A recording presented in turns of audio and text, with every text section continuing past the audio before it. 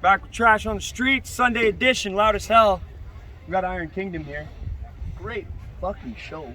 Oh, thanks so much, brother. Holy shit.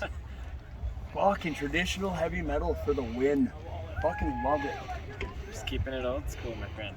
Hell yeah. Hell yeah. Where are you guys from? Vancouver, Surrey area, Longman, DC. Nice. Where you going? Yeah, all of those. Yeah. All those at the same time. Yeah, all of those. All of those. You can remember. Perfect. How long you guys been together for? Well, it's a little complicated. The band started in 2011. But this lineup, technically it's Max's first show. Megan's been with us since 2018. But yeah, Leighton and I go back to 2011. Fucking right. Great fucking set. You're a wild animal on those streams, you know that? Like, I think we all like to have fun. it was a great set. I rolled in like halfway through it and I was like, this guy's fucking voice is nuts. Cheers, dude. What are your influences? What do you think? Hey. No, just Lay it out. No, straight up, like, I don't know, everybody's a little different, but it's like Halloween, Saxon, Priest, Maiden, Scorpions, Rush, I don't know, you name it, traditional heavy metal. Fucking right. Yeah. In the wobble. Yeah, all that stuff too, like there's obviously some like other influences as well. Sabotage, I don't know, there's tons Like some of darker bands too, like I like thrash bands too, and Yeah. I like some, you know, melodic death metal, and I appreciate black metal a lot too, so I try to bring some element to it, which kind of adds, you know, kind of a new sound in addition to the traditional sound as well, so I guess it makes it a little bit more unique. Yeah, you can hear some of the darker stuff in some of your Invaders or something. Is that a question? Question from the crowd. Garrett, tied to Garrett. Why Ibanez? What made you go with that? Why the S series? Like, what's Sean from Crimson Caliber can answer why? this. What made you love Because Ibanez? Ibanez is the Especially when you're playing in such a traditional band where, you know, obviously you rock the Fenders, right? And you're a Fender Marshall guy. What made you drawn to Ibanez as a player? Well, for me, it's like the size thing, and I don't know. Actually, like the funniest thing was Tim Roth was playing like Into Eternity, and I was really influenced by him when I was like 13. I totally was like, oh my god, like that was the guitar I saw. I was like, that is so cool. And I went to Steve's music store in Toronto, found an Ibanez, we bought it. Me and my sister, my brother, all pitched in for that guitar. Oh, no way. $300, and then we all shared it, and like, I don't know, I was just so in love with like the feeling and how like it was. I don't know, I felt like General Fenders were too chunky, like in the neck and stuff, and I liked the really like it was very Low like, profile. The Wizard. yeah, the I felt like it felt like an extension of myself, like sort of deal. So like that's why I really liked Ibanez. Like I gotta say, like their pickups are not the best. Like the stock pickups are not the best. So you gotta put new pickups in and stuff. But I like, yeah, I don't know. I really like the guitar. I like the mahogany body and the rosewood body or the rosewood fretboard, and it just feels good. So what's your choice for pickups? Choice for pickups. I like Seymour Duncan with pickups. Yeah. But generally, like they're very beefy and they have a lot of balls, so I really like those. That's an excellent story. Have you tried like any of the boutique pickups from like the smaller creators, like fucking Fishmans and Bare Knuckles, shit like that? I haven't, no. I'm definitely gonna dive into that eventually. I just got one of my new Ibanez's recently, and it was my 30th birthday present to myself. And I just saw it, I was like, I need that, and then I bought it. But I'll probably change the pickups at some point. So it's always like you gotta fish around, and I know the tone zones are really good, I've heard. So you just gotta listen to all of the YouTube videos and be like, okay, is that the one I want to spend the ridiculous amount of money on? And then try to put it in and see what happens. It's just like a lifelong learning thing, you know? You never really. So now New. that all the shit's done, the world's based one. Now that the world's all back in order ish, you guys booking tours, looking to fucking get a new album out, start getting right back on the road. I mean, that's Obviously you're ready for it. That's I mean, essentially the goal, but we actually were already recording. To do the festival, we actually stopped our recording. And we were like, well, okay, we either keep recording the album or we take a break, do the festival, and go back. So that's what we decided, was we wanted to play a show. It's been so long, like, you know, we could have recorded for, you know, the last year and a half, but we couldn't play a show, so let's do the gig. We have a couple other gigs coming up at the Unleash the Archers in British Columbia, so we're doing a show in Victoria and Vancouver with those guys. Yeah, so we're trying to kickstart things. So it's just kind of like, one-off shows for the moment. We're working on some tour options, but as it stands right now, with the way like people have been kind of like scrambling to rebook their tours from that have canceled, right? I feel like a lot of venues are just crammed with like ridiculous amounts of bands wanting to play, and it's almost not even worth trying. Saturation again. Like it's almost not even worth trying. Yeah. Because in some of those spots, it's going to be another 6 months before that saturation backs off again. I know, yeah. Because people they're chomping at the bit. They want to play a show every fucking weekend if they can. And that's assuming That's damaging. That's damaging your fucking brand. Right. Well, but that's also assuming that it continues to improve. Yes, that's right. Because there's a lot of weird shit happening. Exactly. So I mean, we have we don't need to get into the politics of it, but essentially it's whether we can play the gig or not. Just gotta be that's what it comes and down safely. to. So. Yeah, you gotta be adaptable.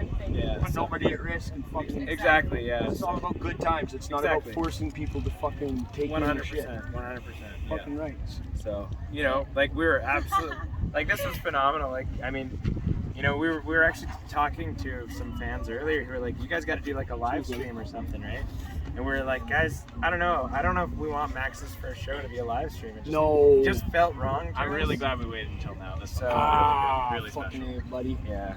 Great fucking job on your first show. Got another question in the house here. Another question in the house. From Garrett in the back. Where are you guys recording your new album at, and what are you guys bringing to the table in this new one? What's going to be different from previous albums? I can tell you what's Yeah, different. sure, go ahead. This is going to be the first one to feature Octabands. Because I bought Octabands. I'm very proud of that. Sick. That is true. I think like this album has like a lot of like power metal stuff, but also like speedy too. Yeah, speedy, but it's also got like some very much 200 dark fucking elements. 200 BPM per I There's a think lot of dark overall elements it's to very it. dark. I wake up at 200 beats per minute. But not necessarily emotional. It's more like gory. You guys know Something. Road What Rash? is it? I would Not gory. David Hammer? Yeah. Fuck yeah. That guy's the fuck. More like battle. I remember when I first met him, I walked in Swords Boston and City stuff. College, It's they were not playing gory. Calgary Metal Yeah, Fest. it's not. But it's walked like, in, when you have those like and there's positive David. Guess exactly what he's wearing? stories. Fucking and they're not bright actually red that fringed fun. vest and fucking crystal white fucking like mint fucking church wall white chaps. Oh my god. Right in the middle of Long and McQuaid. He's got his fucking hat on with Right the up. chains. Like fucking David from Road Rash. It's like, yeah, man. You guys are fucking sick. I'm not gonna be able to come see you, but you guys are deadly. Thanks, buddy. Oh man, yeah, no, they're Way great. on brand all the time. Yeah, totally. They rock their fucking brand. Yeah, yeah, Very on. Street Guerreros. yeah.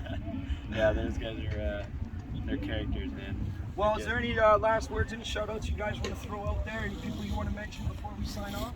Well, I mean, a huge thanks to Jeff for inviting us out to play. And, Yeah. I mean, And to all the bands that Huge have thanks to donated you us. guys for being able to come and do it. oh yeah, like I mean, we wouldn't miss it if yeah. Well, What else are we doing? yeah. No, it was the wonderful. best. We It wanted was to like- do this for years and years, so Yeah, more than happy to come out yeah. and play And like, do our it was best, a- shake the rust off. I think everyone is feeling a little bit of that. So Oh yeah, there's Every been some band. bumps. There's been some bumps this year for sure. Yeah. They've been kept under wraps, dealt with in silence though. Yeah. No, it's well, and I mean, even just like playing the slot we did, I mean, it was just we're a very huge grateful. honor, I guess. The you could lights, say, like- fuck. I'm glad it was dark and it wasn't so hot. It was such a Oh, good Yeah. song. Oh, it's crispy Yeah. and delicious. That's another thing too. Everybody contending with the heat. Yeah, it was crazy. I And the wind. Yep. 4 days of drinking in the fucking heat. I'm surprised there isn't more people being affected negatively by it. Yeah. Question from the cameraman. As a vocalist, did you also find this very odd, like for a first live set, like having this kind of like climate going at it instead of like going back to like an indoor environment? Yeah, actually, I was a little bit worried about it when we first heard it was open. On the drive, I was like, guys, Yeah. there's so much smoke in the air, like from the fires, right?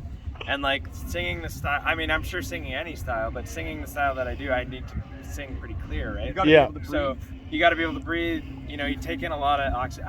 All the singers do, but I also need to sound clean. yeah. Yeah. Like, you know, you want to sound like Halloween or, you know, whatever, Queensryche or whatever. That's kind of the point. Yeah. So it's like it just needs to be clean and crisp and all that stuff. but then you got this, You're dealing with the smoke. yeah, you're the hanging smoke out, coming in, you're talking with your Yeah, friends. and it goes into your lungs, and then you try and breathe out, and you're like, you know, your throat's hurting, you know, everything. So yeah, it was a challenge for sure, but I mean, I think there's only like one thing that I was kind of like, oh, that was the smoke. You know, there's this one note I just about got it, and then I felt like this last breath come in, and it just killed my lungs in my throat, and then I just didn't hit it. I had to pull it back and Well, it off. turned Yeah. into more of like a scream rather than a clear note, I guess. That's not bad. You gotta have a little bit of grit. It's pretty good. Little Yeah, rasp. Wow, right? Yeah, for sure. At least Well, you can oh, yeah. breathe, and it's not as bad as like if we were playing in northern BC. Oh yeah. That was really Yeah, bad going through the mountains. It gets dark at 5 o'clock because the smoke. Yeah, is that so was fucking- really that's strong. That was crazy. Oh, basically sorry. you're standing beside a campfire, so I was happy like it started to dissipate the more we came into the Drumheller, so that was Yeah. good. Still not the best, but Yeah. you know, whatever. You have to do what you got. And regardless, it's all fun, right? Show must go Yeah, on. yeah, exactly. I said it once and I'll say it again. You guys fucking slay. Oh, dude. You fucking slay. Thank you so much. I'm glad you enjoyed the Fucking show. like man. Thanks for Heart. having us here. heart and Like- fucking real passion for what you fucking do. Thank you so much. Oh, brother. keeping it Like, fucking old school. yeah, dude. Honestly, like when it comes down to it, like it's all about the fans' experience of it. So like, Because that- you're all how I fans see it. too.